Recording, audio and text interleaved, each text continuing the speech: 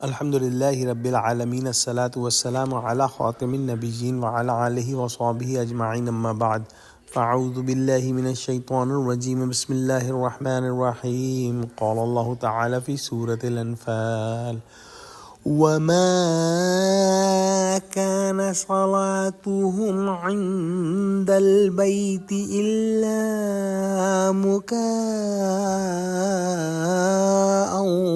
وتصدية فذوقوا العذاب بما كنتم تكفرون۔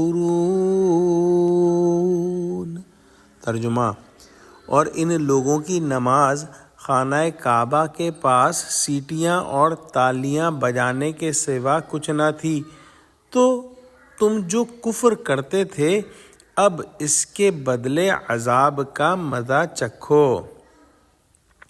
قریش جو تھے وہ حقیقی مسلمانوں، حقیقی نمازیوں کو مسجد سے روکتے تھے، اور خود ان کی نماز کیا تھی، بہت ساری بدعتیں انہوں نے ایجاد کر لی تھیں، یہاں تک کہ کعبے کا برہنہ ہو کر طواف کرتے تھے اور اللہ کے ذکر کی جگہ سیٹیاں اور تالیاں بجاتے تھے، اور مسلمانوں کی عبادت میں خلل ڈالنے کے لیے یہ اس طرح کے کام کرتے تھے، یا پھر ازراہ استہزاء اور تمسخر کے لیے ایسا کرتے تھے۔ واللہ عالم۔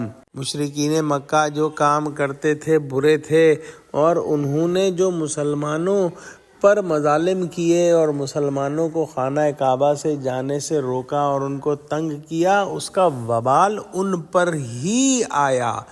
مسلمان تو اللہ کی رضا حاصل کر گئے اور ہمیشہ ہمیشہ کی جنتوں کے وارث بنا دیے گئے، جبکہ یہ لوگ جو کفر کرتے تھے وہ اپنے کفر کی پاداش میں ہمیشہ ہمیشہ کی جہنم کے اندر جو ہے وہ ڈالے جائیں گے، اور ان کو اپنے کرتوتوں کے عذاب کا مزہ چکھتے رہنا پڑے گا۔